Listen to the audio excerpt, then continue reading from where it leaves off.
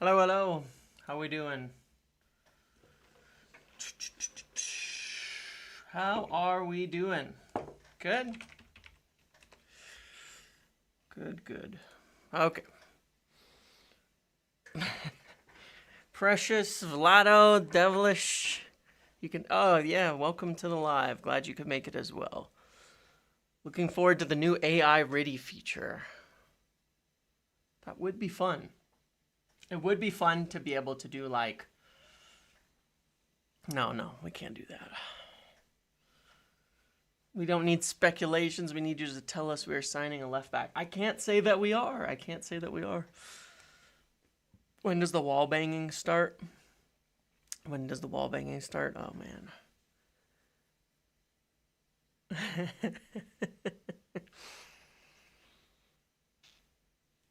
We are fine with PSR, so we have no reason not to spend. That's not how it works. We're fine with PSR if we don't spend. Can we continue the chat from Discord, please? Oh yeah, we were having an argument in Patreon just a minute ago, and I was saying that Ten Hag was definitely the worst manager we've had, at least in living memory for any of us. And the last season was the worst one, and I definitely stand by that. Like I said, some people were because he was getting linked to Dortmund, and I was just saying, I wonder how Dortmund will feel when he says they can't win anything because they have young players. And that just somewhat started a little bit of an argument there. I don't really think Moyes was worse. Moyes was in 7th when we got sacked. Moyes was 7th when we got sacked. We were in 7th. Last season was easily the worst season in the Premier League history for United. One of the worst seasons for a team not being relegated ever. It was really bad. Really bad. But yeah, you can enjoy that. Rangnick was a temp manager, so I wouldn't include him.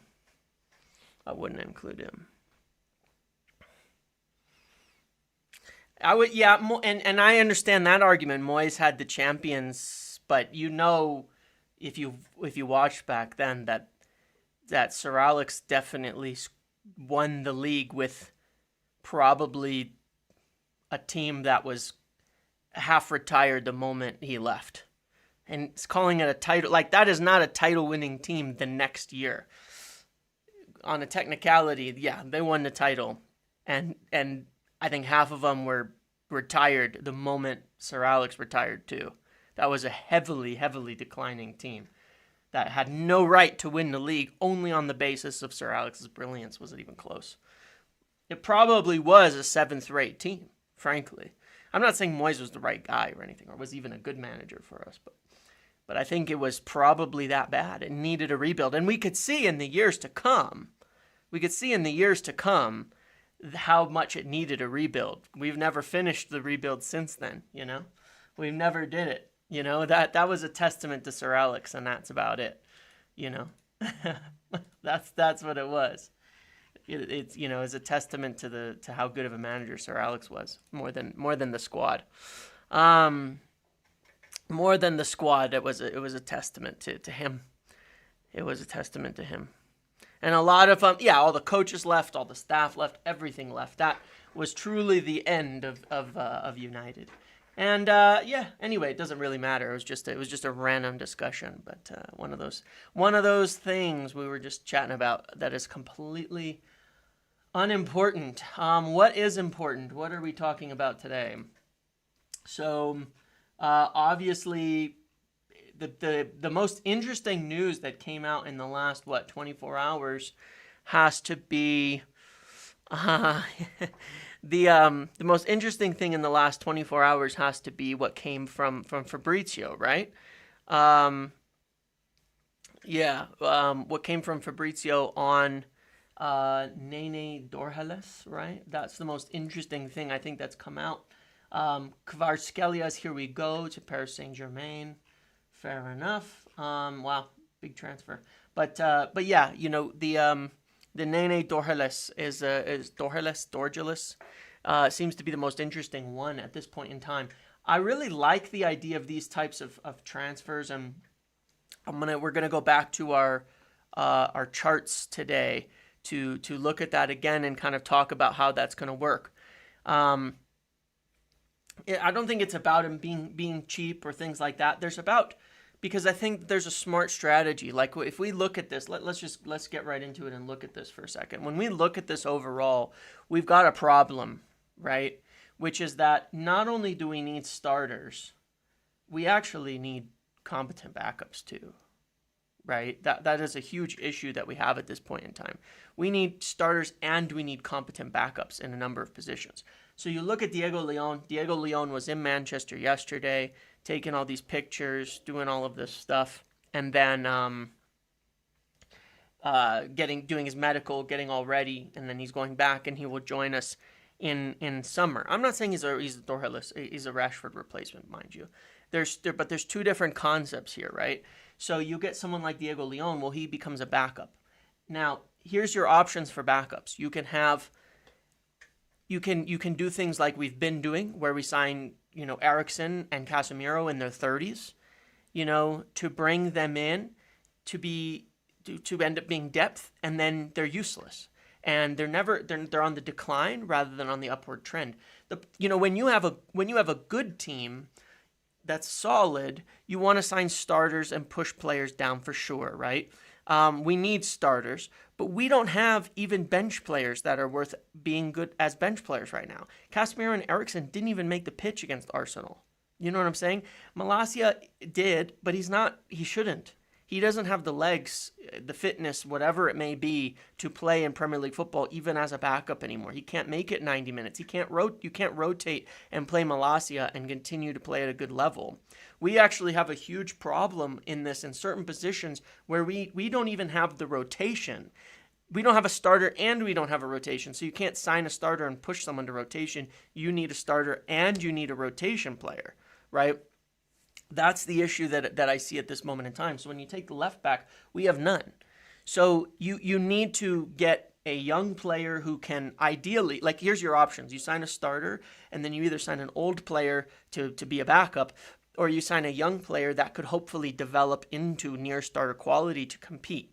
I like this strategy, right? I like this strategy of signing a young player like Leon, who has high physical traits, who could develop into a better player. I like that strategy. I do. And then you sign a starter over the top of that.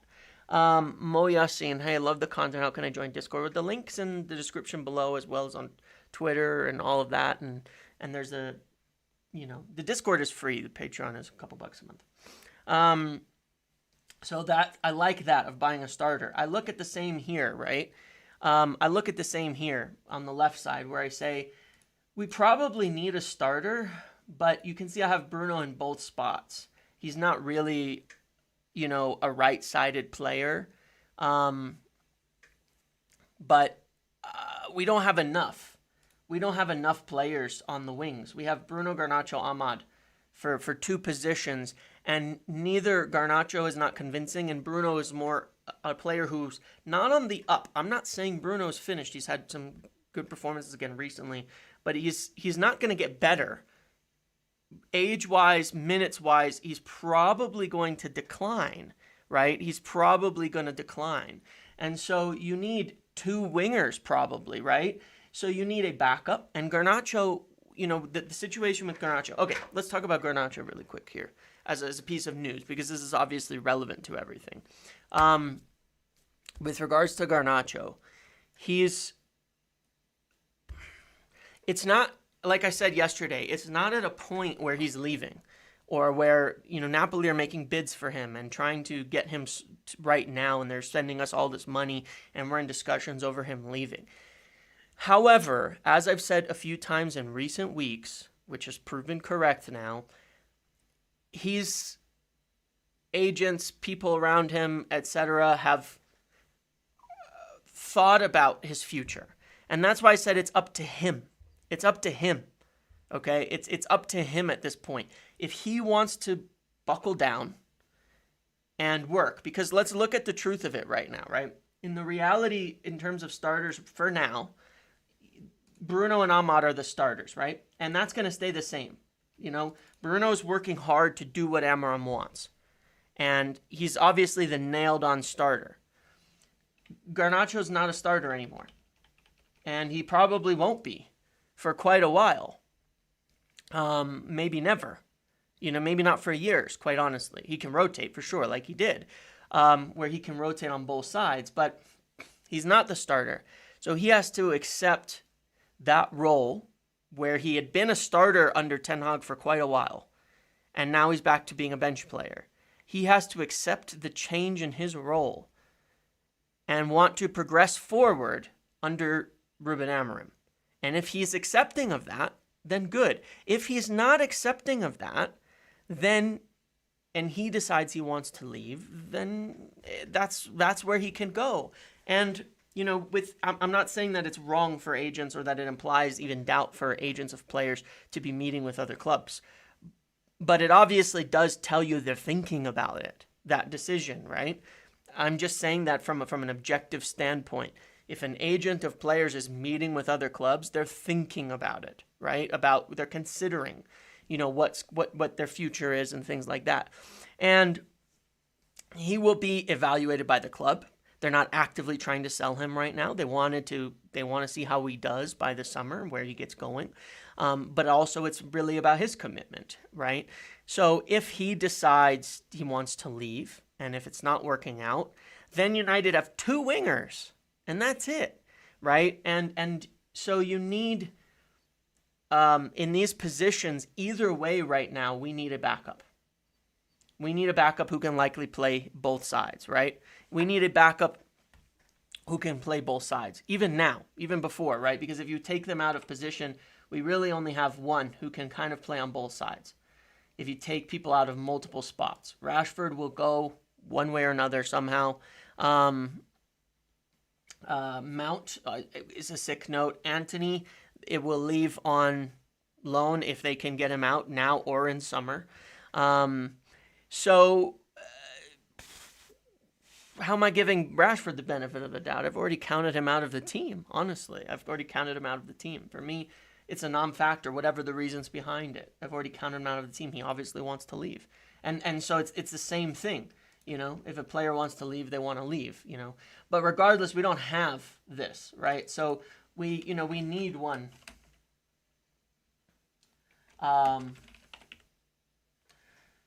We need one regardless. We need one who can play both sides right now, who's high potential.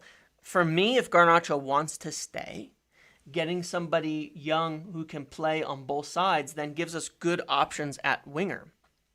Then, at the striker position, you figure out which one is the better talent. Which one is the better prospect between Højlund and Xerxes by summer? Which one is the better prospect between Højlund and Xerxes? Who's the better prospect? If neither of them are potentially good enough to start, who's the better prospect to be a backup? And then you probably need to sign someone over the top if neither of them kick on to the point of being a top striker, right? Because if neither of them are nailed that place down, you've got to buy a top striker. So then you say, okay, we buy someone here and move one of these players on. So to me, this is how you fill out the squad, right? You go, you do it like this. You go signing. So this is this striker 10. You need that, right? You go signing, and now you've got good options here. Then you move one. I'm just using this as an example, right? And you go signing, right? This is how you build this squad out. There, you have two signings, and you fix the front three. Okay, that's obviously the strategy. That is the strategy that they're doing. Look at who can they get now that could be a long-term potential signing. A name like Dorales could figure that. We'll talk about the other names as well. I'm just using this as an example. If neither of your strikers kick on to the point where you're nailed on for them being a starter, then you sign a top striker and you move one of them on. If one of them kicks on, then you have these options, right? So that gives you what you want until summer. Then we look at this position. Well, they've already signed a left back here. So you sign a first choice player. You've put somebody for backup. So you put a signing here. Okay. You put a signing there. In this position, You have Menu and Ugarte who are the clear starters. Casemiro will leave as soon as possible. As soon as someone makes a decent offer, he will leave. And Eriksen will leave by summer, if not sooner, right? If Kone can get in as a young player by the end of the season to start training with the first team, then he can get in here. If Collier can, again, Collier has come on and I like him, but we have to still maintain reality about, what the situation is when he's come on. He's come on for legs to run around and defend. He's played one game, okay, under Amarim as a substitute, right? It's too soon to say that there's any role for him as of yet, because it's not so much just about being able to run around and defend, right? We know that. You have to, in other games, you're going to need the possession principles. In a game when you're down to 10 men, the energy, all of that, it helps. It's good. But that doesn't mean he's a suitable yet replacement or rotation for Ugarte. For now, he's playing because he has legs, and I much prefer him to Casemiro coming on as a sub for that. He's playing because he has legs, but you do need more than that, and that's what he will need to show. So we'll see if one of these guys can come through as a good backup. That gives you an option here. We removed Bruno from this because I don't want people to be in two positions. That means you need another midfielder, right, for sure. At minimum, you're going to need a midfielder here, right? This is what they're looking at. Can we get one of these young players we've signed to come through? Then we need a midfielder of some sort as well, okay?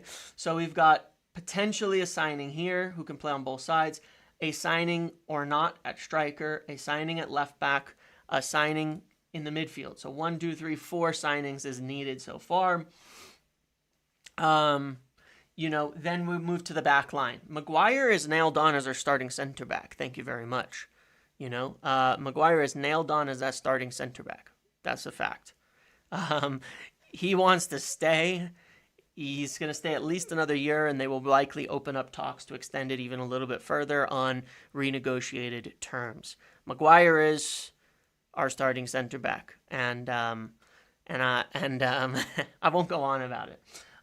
Lenny Yoro will become our starting right center back likely by next year. I'm fine with De Ligt here too. You know what I mean? Like between Yoro, Maguire, De Ligt, I think we've got really good options between center and right center back. I think those are 3 awesome options to have, right? That give us that flexibility. Obviously, Mazraoui can kind of fill in any position as well.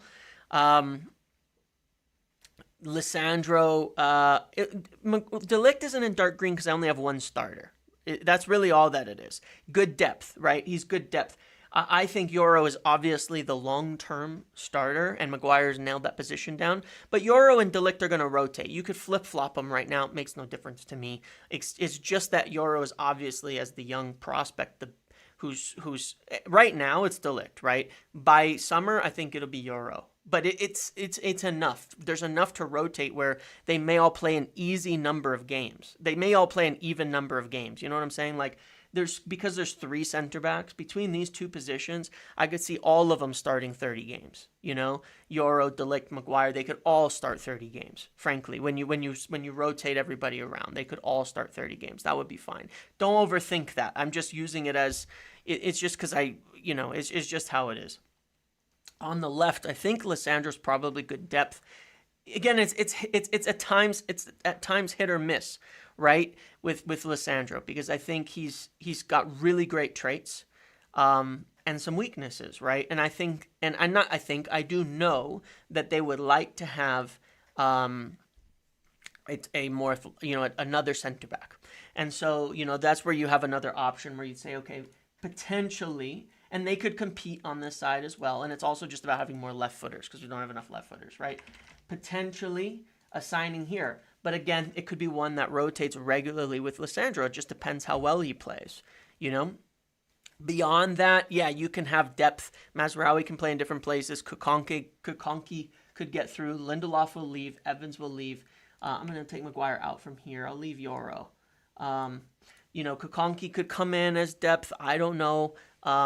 But regardless, you've got options. So you need that signing there. Now, you move to this right side. And this is where we still have a bit of a question. If he prefers a winger, you need to sell Dalot.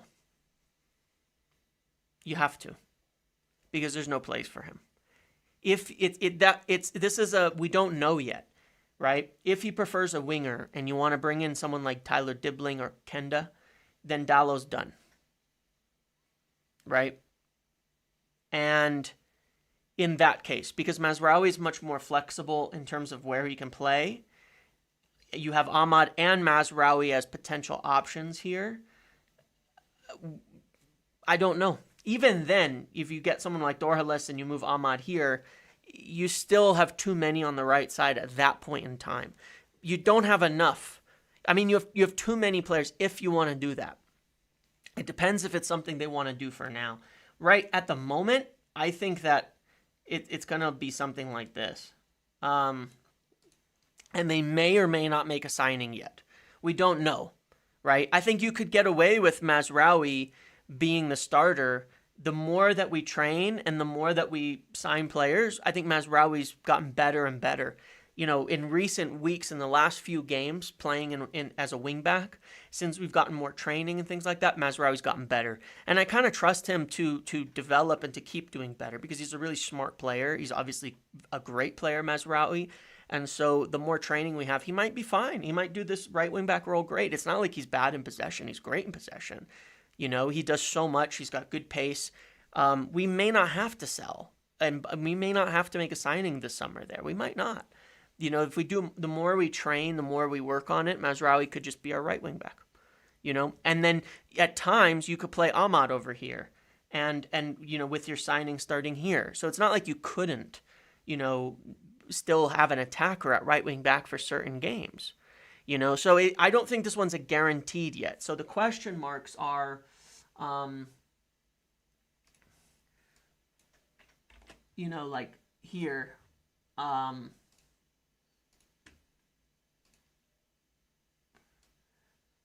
like this is a big question mark. Oh, it didn't change. I had it wrong. Sorry. You know, this is a big question mark. Does the striker work out? And this is a big question mark, right? Do we need to get a right wing back or not? We don't know yet. We don't know on these things. These two areas have not been decided yet. I would say it's more likely we sign a striker than a right wing back, though. Because you look at it on the list of priorities, you have to get a starter over here, right? You have to. I think we'll need a striker. But, you know, that's going to need, I think it's pretty known. They're really getting on board with and looking at it. We're scouting strikers. We're looking at them. We'll go over the names and stuff in a minute.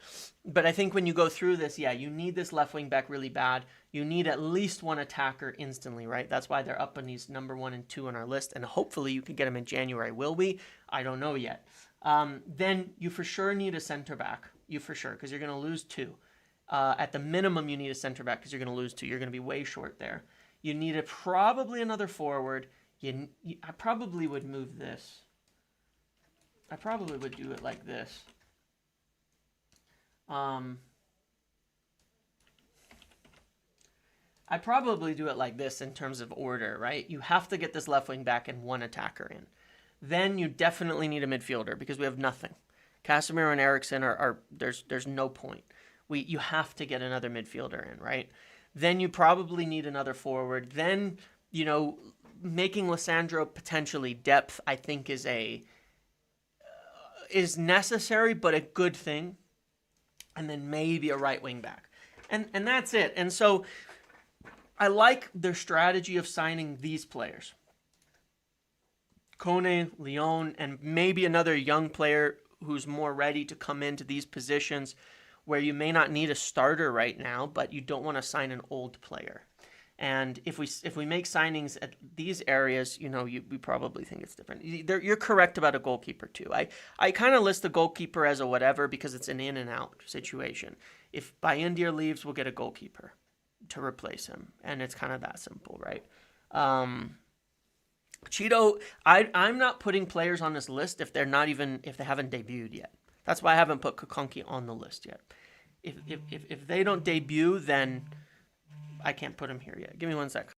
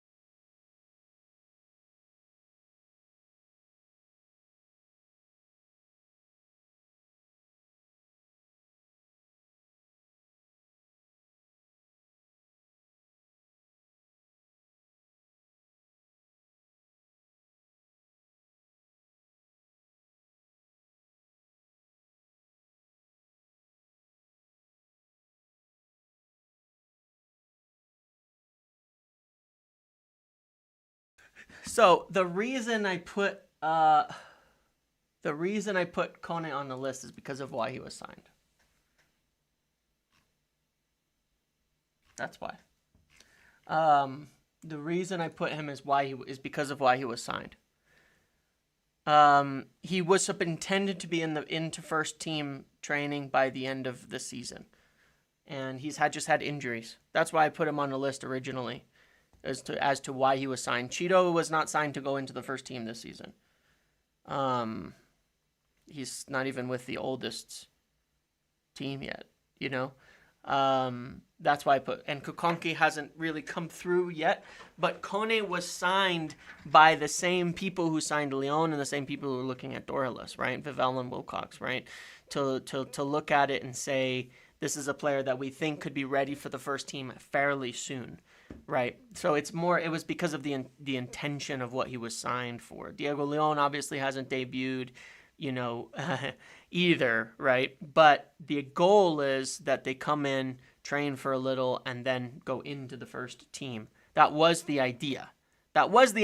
So my point was in intention, right? Maybe that's Kokonki, but he's coming up through the youth levels, so I will wait to see him actually come up through the youth levels to make a debut before I put him in there, right? So yeah, that's all. That's the reason. It's pretty simple. And I don't know, is it Dorhalis or Dorgelis? Because he's from Mali, right? And I don't know the pronunciation. If it feels like it's a name that the G would be silent. You know, yeah. Leon can't get a work permit till summer, so technically he cannot join. So I don't know how you pronounce that name anyway. It just feels like it should be a silent G, but I have no idea. So I've gone back and forth because I still have not heard anybody. The G is not silent, so Dorgelis. It's just Dorgelis or Dorgelis. Or we could just call him Nene. That's fine. We could do that. Nene might be easier. It's shorter. Won't confuse me as much. But yeah. So anyway, I feel this is the priority of actions. So now if we move on, over to this, in the recent weeks, the Kolomuani one has cooled, right? Nippon has cooled. Cunha's, I think, still an option. Oops. And, but probably not anytime soon. And then we have this new name, which we could just say is Nene. Now, Nene can play on both sides. He can play left 10, right 10. When you look at Nene? Okay. When you look at what do you call it? His chart, he's played on both sides. Okay, he's played on both sides almost evenly. He's played on both sides almost evenly. So he can fill in both sides. So like again, when we look at this chart, Garnacho and Nene could play on both sides, right? And that way you have depth in both areas. That way you have depth in both areas. That way you have depth in both areas. Nippon, obviously we've been watching him, but it feels like the decision has been made that he's not ready. We have not pushed ahead with a deal for him.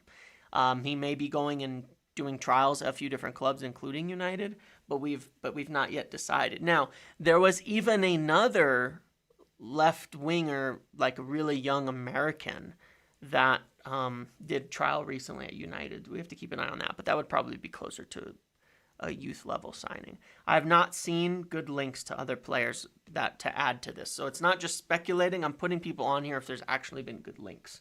Cunha, we're interested in. Again, if Wolves get relegated, then he has a clause that I believe would be affordable, under 50 million. Kolomwani, it seems like that one's dipping pretty hard. There's been small links to Baturina. Now, Fermin Lopez is an interesting one. United had been interested in him before. And with Rashford discussion about Barcelona, could it be somebody that we look at? Could that be someone we look at as a potential option?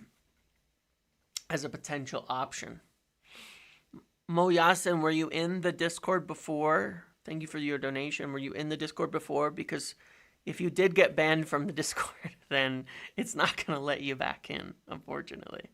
But yeah, there was interest there before, so we'd have to look at that if that becomes an option. But we don't really know. We've been looking at a lot of strikers. Osimhen for summer, Gyökeres, we know why, Samuel Aghawa, and Liam Delap. Now there's a lot of interest in Delap from a ton of clubs. I mean, Arsenal, Chelsea, all sorts of them. So if we end up going for a striker, one of these four feels like the more likely, if we end up going for a top striker, these are four that we have good links to. In terms of more right-sided players, there's been talk of Lee Kang-in, Rig. There's links to Xavi Simons. There's been links to Marcus Edwards and Mastantuono, but those are pretty small and minimal at the moment, right? So, probably not. But again, we'd likely get one from both of these lists, left and right. We'd likely get one, and maybe someone flexible can place on both sides. But if one, is, it depends. Like if Garnacho goes, then that obviously changes that as well, right? If Garnacho were to leave in summer, that would change that situation. Nippon's not ready, but Nene is. Well, Nene is playing in the Austrian Bundesliga and in the Champions League right now. So I do think there's a big difference. And he's got a very good goal, and it's just he's playing at a higher level than the Norwegian league by far. He just is. So he is. I like Nippon, but he's playing in the Norwegian league. It's a significant level below playing in the Champions League. And even the Austrian Bundesliga, it's significantly lower as a level to know. And he's younger, right? So he's a younger prospect. But yeah, and Nene will be one that is watched by Vivel, that he has seen at that level too, in different levels. So yeah, those are the links we have solid. We have some links to, at least, right? Nene is also very much a fast kind of. He's a different player. Right? He's much more similar to like a Garnacho or Rashford. I'm not saying he's an exact replacement, but he's much more similar and can play on both sides. More of a dribble, he's just a more athletic winger type than Nippon would be. So if that's the profile they want, then that would be sensible. Where Nippon's maybe a little bit more of a midfielder playing in the forward position than he is a forward in the same way. So we'll see. And in the midfield, the most solid link we have to a midfielder is Ederson still. Okay? He's the most solid midfielder link that we have. There's a lot of valid and concrete links to him. We've looked at him in the past. We went for Ugarte, but Ederson is somebody that we like. There's other potential names here I did want to add. Some of these will move down, but, you know, like, yeah, talking of Wolves, right? There's João Gomez, who we've looked at in the past and we're interested in. And if he was available, then I think we would be back in for him. We had solid links to him before. United were solidly interested in him. If there was something possible there, he'd be a good signing. He'd be a good signing that could mix into the midfield setup that we have. Yeah, Gomez is a good player, so that's one to keep an eye on. That is one to keep an eye on. Look, I'm putting Tchouaméni on there. I'm just going to leave him there because United have been interested in him before. And I don't know what his situation is with Madrid. It's been up and down over the last few years. Ranabir, good to hear from you, brother. 2 quick questions. Let me share your thoughts if you've been in it. Is Nick Cox's position in the academy in trouble based on reports of Wilcox changing academy objectives? I wouldn't say that his position is in trouble. It's just that the focus is changing on it, right? The focus is changing a bit in terms of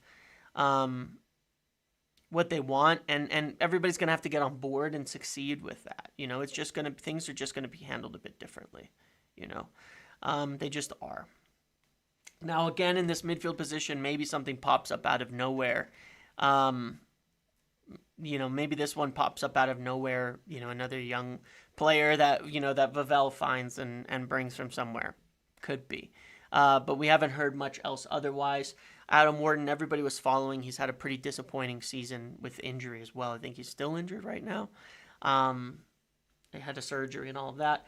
Yeoman from Sporting, we'd have to obviously keep an eye on, as well as Hackney, someone we've looked at in the past. But there's not a lot solid here as of yet, and we haven't got much by way of solid links in the midfield at this point in time.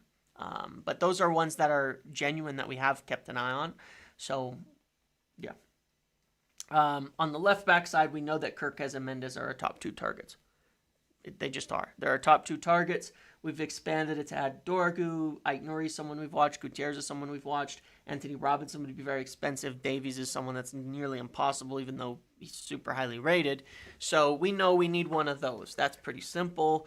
It's very likely we end up getting one of these. Probably at this point, everybody's leaning towards Nuno Mendes, you know, most likely.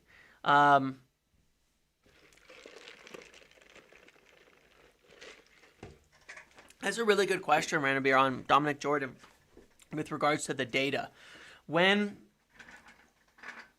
he was hired to come in and upgrade United's data department. And basically, I think one of the things that I've heard that was that Ineos didn't really rate when they came in again in summer is they felt like it wasn't really getting anywhere. Part of what they didn't like with Dan Ashworth as well.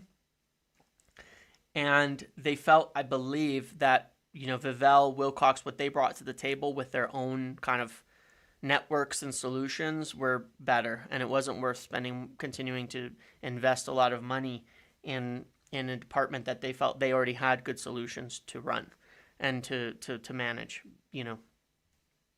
So kind of like that, I guess, is how I would answer it in a simple word, is what happened. They were not super happy with that.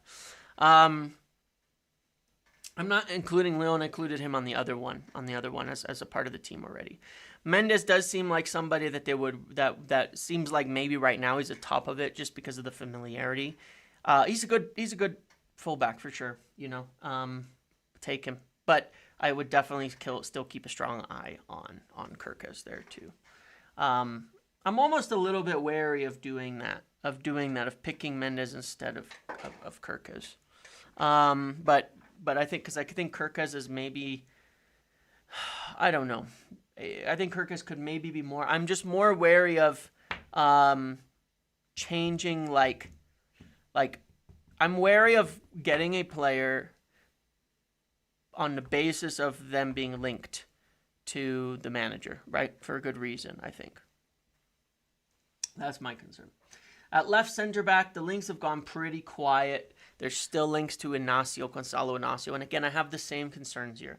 If you've been following me, you'll know we've been following Inacio for 2+ years right now. Right? We've been following him for a while. We've been looking at him at that left side center back position for a long time. Even before we signed Lissandro, right? We were looking at Inacio way back beforehand, right? My personal concerns with Inacio are. So this predates Amram coming in, so it's a little different to Mendes, right? Like, he's been high up on our list for a long, long time. My concerns is he's got really similar traits to Lissandro, but he's taller, and that is a fact. And that's not a bad player. Lissandro's a very good player, right? Lissandro's a very good player. Inacio is a very good player. He fits the profile really well, obviously. We've liked him for a long time.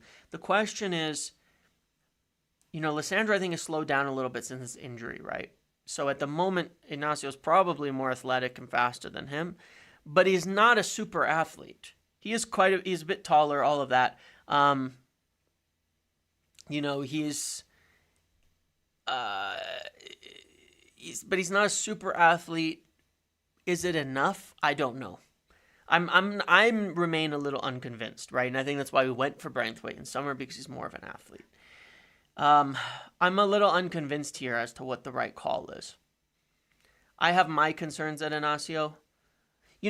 Kazim, thank you for mentioning that, because I do forget about it. But Benjamin Šeško was a strong link that we were interested in again last year.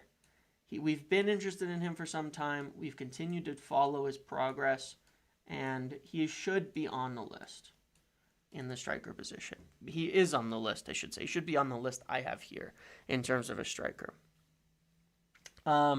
Yeah, I've got concerns. So let's see what they do. Let's see what they do here. I don't have other names at this point in time. These are names that we've had good solid links with. So we'll have to see here. Yeah, but you're correct too, Rihan. Another young, unestablished player is Šeško, where he's not like a starter. You know what I'm saying? Like, he's not as like Osimhen, Gyökeres, Samu, and Delap are definitely players who've more established themselves. That they could come in as a first choice, where Šeško isn't. But we'll keep an eye on it if they decide, there. At other center back positions, I don't think we'll make a signing. Like with De Ligt, Yoro, Maguire, I don't think we'll make a signing, especially since Mazraoui can cover the right. So I'm not seeing much reality on us signing another center back. At right back again, we put that kind of question. We put this question, which was, do we sign somebody or not? And I think it's pretty much dependent then on, or tied to, if we were to move on Dallo or someone like that too. As long as we sign a left wing back, right? Dibbling and Kenda are two solid links here that would both be good players. But I think it's always right now it's a question. It's definitely a question. It's definitely a question. It's an unknown at the moment as to it's an unknown at the moment. That's all.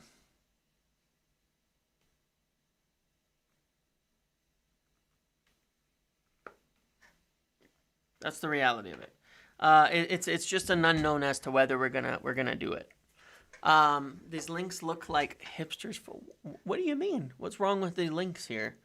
What do you guys? What is so bothersome about the links? I mean, I think every one of these left backs is good. Ederson is a proven player that a lot of people are interested in. Gomez, Vivel is very much going to stay. I mean, Vivel and Wilcox are running recruitment. I shared that when Ashworth left, that Vivel and Wilcox would be the guys. So I'm expecting Vivel to stay for quite a while. Ederson, Gomez, Chouameni, Wharton. I mean, there might be other names. There's probably going to be other names here, but these are solid, established players. In the forward line, some of them are, some of them aren't, but that's kind of where you want some talents. Osimhen, Gyökeres, Delap, Samu, these are all top strikers. And again, when you take like right wing back positions, Dibbling and Kenda, these are good players. These are good players. My concerns are I don't know who we would really want that I think is up to the level at center back, and we need more options at midfield. I would say that because these are, I don't know yet if there's enough here. Is the structure essentially Wilcox Sporting? Yeah, essentially, yes. I wouldn't worry about the names because I think the way that they see it is like we don't really need this to be stated this way, like this guy is the director of football and this guy's this, you know what I mean? It's just become kind of unnecessary where they felt like we had too many people and Wilcox and such could do the job. But essentially, sure, you could think of Vivell more like the worldwide head of scouting or something. You know what I mean? Like talent acquisition. I don't know what the hell you would call it, but he's the guy who's looking at talent from around the world. And Wilcox is the sporting director. And it's, so Vivell's going to be, Wilcox is going to be saying, hey, we've got these guys we really like, positions we've known. We also need young players that are maybe, not going to cost a fortune to fill out the team. Who's out there? And that will be where Vivell goes. Find these good young prospects, right? The Mbappes before they're Mbappes. That's what Vivell's good at. And so, yeah, head of international development or something, right? And it is really like that. It is really like that, yeah. Global recruitment, whatever. Yeah, exactly. Something like that. And that's really the role. So, yeah, I mean, it all makes sense. I like it. This all makes sense to me when we look at it, that these are like, if you made these signings, you essentially could finish the team, right? And in the end, if we look at it, we might have, if you look at signings, let's say let's say it went really well, right? And you got your best players in all of these positions, that you were looking at. I don't know. I'm just going to put Braithwaite here because I don't have any other options right now. And let's say you didn't make a signing here. This would be your team. Bruno, Asimhan, Ahmad, Menu, Ugarte, Mendes, Braithwaite, Maguire, Yoro, Mazraoui.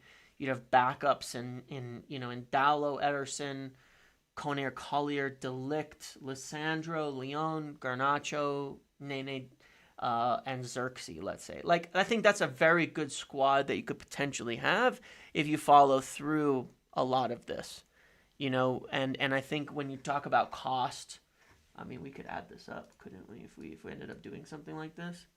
What would this cost? This would be like, I don't know, 60 plus 40 plus 20 plus, what would this cost us? Oops. I'm doing this in like the worst possible way with these giant fonts as well. What would this potentially cost? I don't really know the price of some of these players. Ederson will say 40. Braithwaite will say 50, or whoever we buy at center back. How many signings did I put in here? Because we didn't sign a right wing back. So is that 5 signings? Okay. I mean, that's like, I don't know, 200 million? That's like 200 million. I'm not saying that we'll sign Braithwaite. I just don't know, but I'm just putting him in there. 200 million? 200 million, yeah, probably. But if you move Casemiro, Rashford, this is considering you moving Casemiro, Rashford, a striker out, Xerxes or Højlund, right? Eriksen is departing, Lindelof's departing, Evans is departing, one of Shaw or Malacia is departing. You could afford this. Probably. Because these are not players, Osimhen's on big wages. That's like a like for like. Let's say, Osimhen is a Rashford replacement there, whoever we get a striker, it's paid for by Rashford leaving. So that's, that's covered right with that. Then, you've got your left wing back. Well, you're going to have to spend there. You've got a forward. Well, you're going to have to spend there. So that's 40, that's 60. In the midfield, that's definitely covered by Casemiro and Eriksen leaving. That midfield cost, just in space. You know what I'm not really doing the math here properly. And then Lindelof and Evans leaving, frankly, on wages alone allows you to buy a left center back. So really, you're talking about not a significant increase in the overall cost of the squad. And that was not really math that I just did there. It's just that I'm just looking at whenever you're removing large wages, that is in terms of squad cost, these things are almost self-funding. So Ederson is not going to be 80 million pounds. Neither, and Braithwaite won't be 70 million. Like, we're not buying those players if they're at that price. You know what I'm saying? That's why I'm not putting them there. I put, I'm putting like what are realistic prices that we would pay, or we're not buying them. You know what I mean? That's the thing. So these could obviously be totally different names, in the end.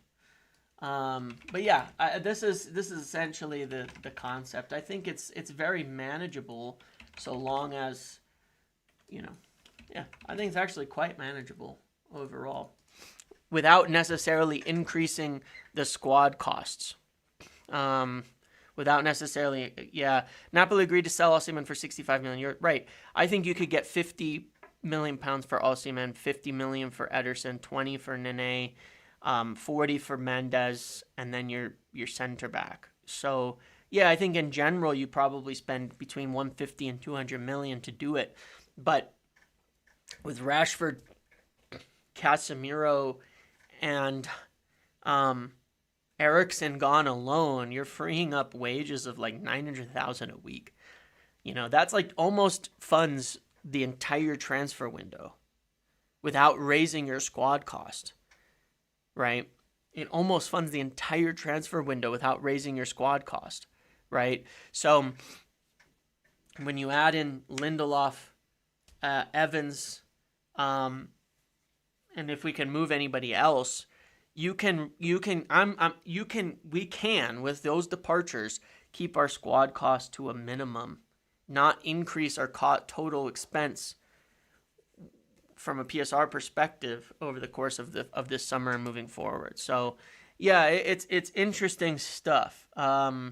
It's interesting stuff. I could see us, build a good team that way, and I think it'd be a solid team. If you got that a signing, and that would, again, signing a striker, you probably, Sancho's going on a permanent, right? You sign a striker, you'd probably move one of these on. So even if you don't make a profit, you're going to free up wages. Anthony's wages going. There's so much. I mean, when you add it all up, if you get rid of half Anthony's wages, all of Rashford's wages by summer, all of Casemiro's wages, all of Eriksen's wages, even if you don't make profits on sales, like if you break even on Xerxes or Højlund, but you get their wages off, one of them, if you move one of them, if you can get rid of, even a loan for Malacia for some money, you get rid of Lindelof's wages, you get rid of Evans' wages. Most of this is going to happen. You're talking about quite literally 73 million a year is very likely to be cleared in wages alone. Can you believe that? 73 million a year in wages alone. Okay? That's a lot. If you amortize transfers, that means if you spend 150, that's 30 million in amortized transfer costs. 30 million per year, right? That gives you the space to give 100 to 150,000 for each of these players that you sign and keep them in a reasonable range, right? And still, be under what you were spending before. So, that is what we need, really, and where we can go. And that's why outs are such a huge focus, at this point, even for January and for later. If we can, we're going to move Lindelof, Evans, Casemiro, and Eriksen probably almost no matter what. But we need to, right? We need to move Casemiro. We need to move, get Rashford's situation sorted. We need to move Anthony, at least get some of his wages off. We need to move off some of the wages from Malacia or Shaw. We have to somehow. But a lot of that we're going to do. About 70% of it is going to happen for sure. 30% is up in the air. So we need to get these players out, because if we bring that wage bill down by 73 million, which is not saying we're selling all those players, it's saying we're moving some of them and we're getting half the wages on just on loan or something for some others, then we can make these signings and we can fund them. And we can do these deals without raising our squad cost, because what we're paying for right now is not equal to what we're getting. And then if we get back into Champions League and back being competitive, then the revenue grows and we have the money to actually splash on like those diamonds, those top players to finish the squad out. But Ahmad, Osimhen, Bruno, it's not like it's a bad front three when you compare it to what's out there in England. I mean, it's better than Arsenal's for me, but in the midfield, hard to see better than Ugarte Menu as Menu keeps developing. I think I don't see where we would need these necessary superstars. I mean, I get it. You look at somewhere like Madrid and who the talents that they have, but so be it. It's different. It's different. It's a different world. Osimhen is kind of an everything. I mean, he's very, very good at a lot of things. Very good at a lot of things. But yeah, if we can move these players, that's the biggest thing, and that's the biggest focus right now, is moving these players on. That is, we need a left wing too. Well, the idea is, if you sign a Dorgelis, then you don't. A Nene and Garnacho stays, then you don't. If you sell Garnacho, then you do. Of course, need another player over there. Yeah, I mean, it's like, Madrid is Madrid. I don't know. They are what they are. We're in 14th. How can we be in both 14th and only a few players from not needing any other players? It seems like more than a few players. We're talking about a striker, a winger, a midfielder, a left wing back, a center back, plus a left back we've already signed that hasn't started, that won't start till summer, plus some midfielders coming through. It's like 7 players. That's a lot of players. But additionally, it comes down to, we're already seeing improvements. I mean, how can we be in 14th and yet we beat City at the Etihad, we beat Arsenal at the Emirates, and we should have beat Liverpool at Anfield? Maybe 14th is a false position, okay? More than anything, when you look at how we compete against the best teams away, clearly this is a better team than 14th by some margin, because teams in 14th aren't doing that in the span of 3 weeks. So, that's how I see it. Sorry, it's just weird.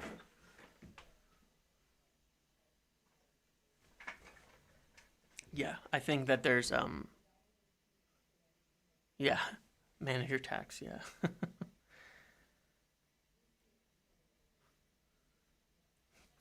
Yeah, I mean, you can see it. So hopefully by the end of the season, it obviously looks a bit different. I mean, when you look at it overall, 14th is, 1 game off of 11th. Scrape 3 or 4 wins together, you can easily be in the top 8 again with how this season has gone. So it's like, it is what it is. We'll see where we end up in Europa. We'll see where we're at. And that's with someone coming in mid-season, changing managers in mid-season. It's not about 7 players nearly enough if you want to compete properly on all fronts. It's a process. It's not all going to be fixed in one bit. It's going to take time. It's going to take time. That's not like you make those 7 signings and then you don't need anyone for the next 2 years. You make these signings so you have a team that fits. That's what you need. That's what you'd want. That's going to get out and produce. And then you see where you're still weak, and then you sign top players to fill in those gaps where you're not good enough. And that's what you need. You sign top players to fill in that, and that it's good enough where you're progressing as a team, and then you make big signings on top once you have that. The problem is we've always made our big signings way before we're ready. Right now, we can't sign some superstar. We're not ready. in these positions. We need players who are willing to graft and work for the next couple of years as we rebuild. And they're going to improve so that not next season, but the following, we're ready to start really competing. And that's where we need to go. But it's not like we'll sit on our hands. That's the team that gets you back solidly competing on a regular basis, playing the way that you should play, and in the top 4, and starting to make a push. And then you go further beyond that, to your stars that are going to take you to the next level. But you got to be able to attract them, and you got to be in a situation where you're ready when you sign those players so that it doesn't destroy the team. I mean, we weren't ready when we signed Pogba, when we signed, the types of Ronaldo, for whether he was in decline or not. We weren't at a position where it was right to do that. And we've signed big players that haven't taken us there yet. This is definitely would be laying the foundations in a very, very good way. So I quite like it. Very, very happy with it.